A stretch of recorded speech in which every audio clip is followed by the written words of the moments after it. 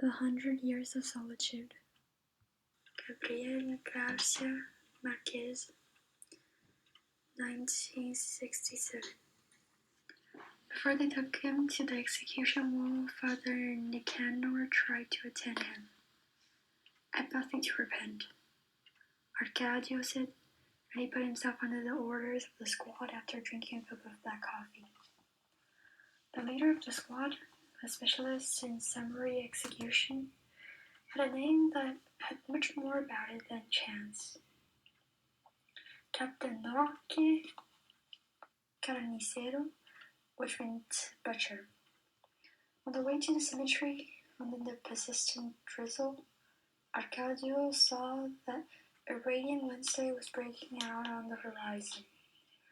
His nostalgia disappeared with the mist and left an immense curiosity in its place. Only when they ordered him to put his back to the wall did Arcadio see Rebecca, with wet hair and a pink flowered dress, opening wide the door. He made an effort to get her to recognize him, and Rebecca did take a casual look toward the wall and was paralyzed with stupor, barely able to react and wave goodbye to Arcadio. Arcadio answered her the same way. At that instant, the smoking mouth of the rifles were aimed at him, and letter by letter he heard the encyclicals that Melquiades had chanted, and he heard the last steps of Santa Sofia de la Piedad, a virgin, in the classroom. In his nose he felt the same icy hardness that had drawn his attention in the nostrils of the corpse of Remedios. "Oh, God damn it," he managed to think. "I forgot to say that. If it was a girl, they should name her Remedios." And then all accumulated in the rip of claw.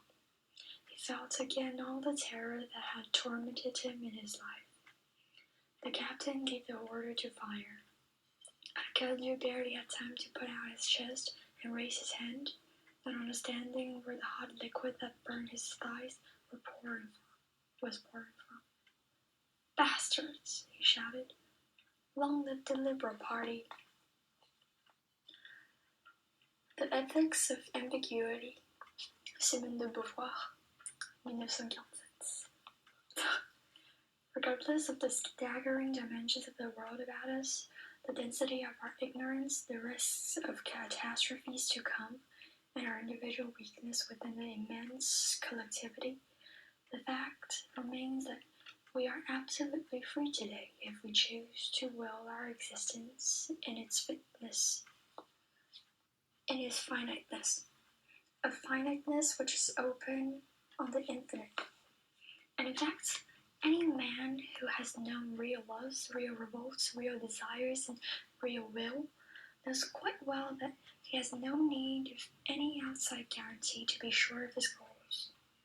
Their certitude comes from his own drive. The Last Gentleman by Walker Percy. Like many young men in the Souls, he became overly subtle and had trouble ruling out the possible. They're not like an immigrant son in Passaic who decides to become a dentist and that is that. Southerners have trouble ruling out the possible. What happens to a man to whom all things seem possible and every course of action open? Nothing, of course, except war. If a man lives in the sphere of the possible and waits for something to happen, what he's waiting for is war, or the end of the world. That is why Southerners like to fight and make good soldiers. In war, the possible becomes actual through no doing of one's own.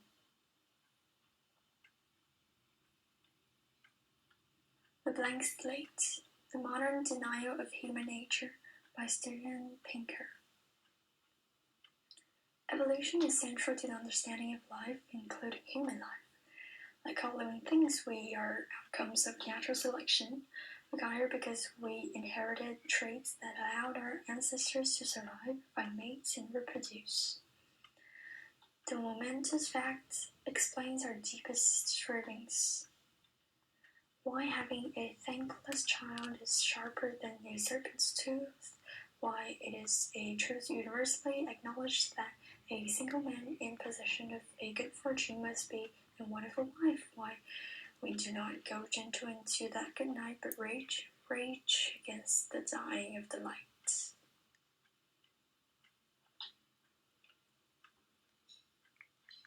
Small Gods, Terry Pratchett's 1992. Humans.